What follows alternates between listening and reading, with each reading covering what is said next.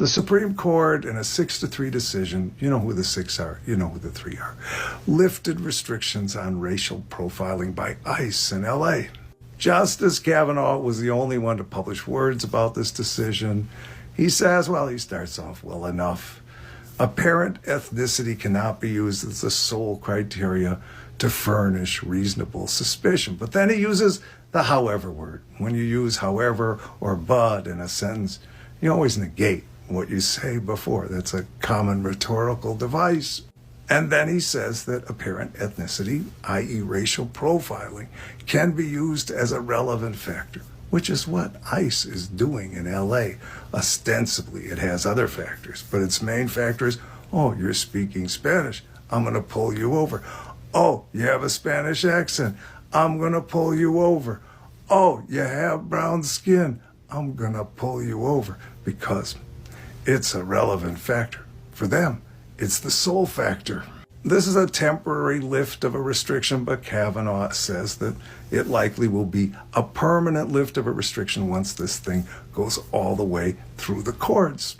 Justice Kavanaugh said this: to be clear, apparent ethnicity alone cannot furnish reasonable suspicion, but it can be a factor when considered along with other things. I've said before that I think that this court is trying to take us back to Dred Scott, which was a pre-Civil War decision that said that Black people could never be citizens of this country, that the color of your skin could determine whether or not you were eligible for citizenship. I think that is where we are going back to. I think that's what we're headed towards. In Supreme Court that says schools can't consider race when determining admissions so people can get a higher education just said that ICE can consider race when throwing people in jail and detaining them until they find out their legal status. If you are any color in this country other than white, be careful. Yes, Libras are melting down on social media about this. The U.S. Supreme Court, in a 6-3 decision, lifted restriction on immigration and custom enforcement ICE operation in Los Angeles, allowing the Trump administration to resume aggressive immigration run. The ruling overturned a lower court order by U.S. District Judge, which had barred ICE from conducting stops based solely on factors like race, language, or employment, citing Fourth Amendment violations.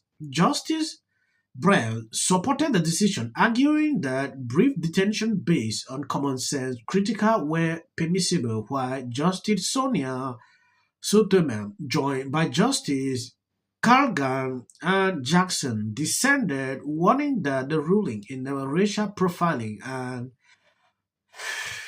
I don't know why this is happening.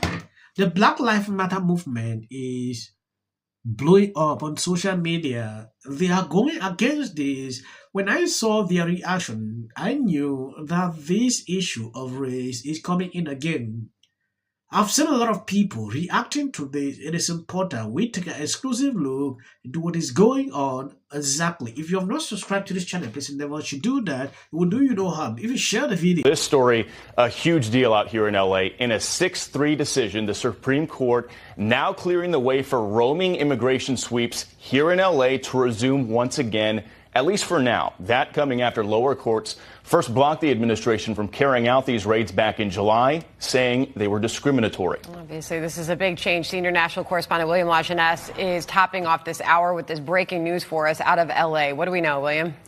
Well, Sandra, it's an important ruling in that a district judge and an appeals court had effectively stopped immigration enforcement in Southern California. And we expected it to effectively become a nationwide ban as other judges in other cities would cite this ruling to stop ICE actions in their jurisdictions. So it was a Biden-appointed judge in July issued a restraining order stopping ICE from stopping individuals with just reasonable suspicion that they're in the U.S. illegally. It barred officials from relying on certain factors like race or being outside a Home Depot looking for day labor. Well, the Ninth Circuit upheld that ruling. prompting the administration to go to the Supreme Court, arguing that the ruling restricted ICE's ability to enforce the law passed by Congress that says you can't cross the border illegally to live and work in the U.S. We're talking 10 to 20 million people. Stopping even routine operations like hitting employers with reasonable cause to believe that they employed large numbers of illegal workers. So Justice Brett Kavanaugh wrote in his concurring opinion that race or ethnicity alone cannot be a reason to stop someone, but it can be considered along with other factors informing reasonable suspicion to stop someone for illegal immigration checks, such as where people gather and what jobs they are working in. Well, the three liberal justices said in dissent with Judge Sotomayor's writing, we should not have to live in a country where the government can seize anyone who looks Latino, speaks Spanish, and appears to work in a low-wage job.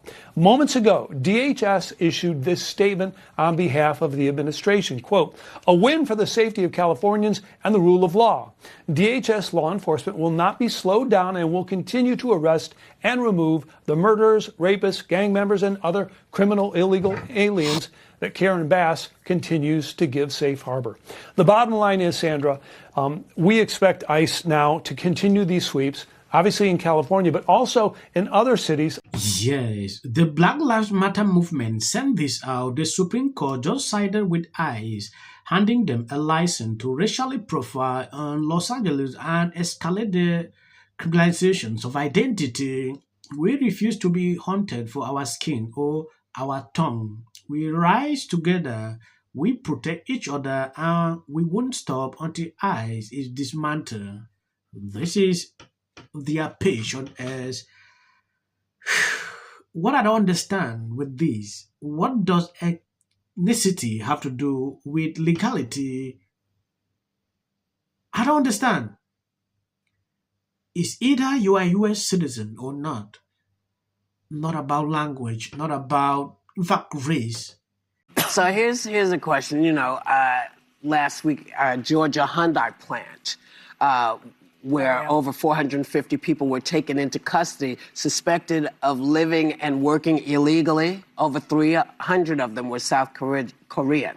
Did you know they were here to build a plant to create American jobs?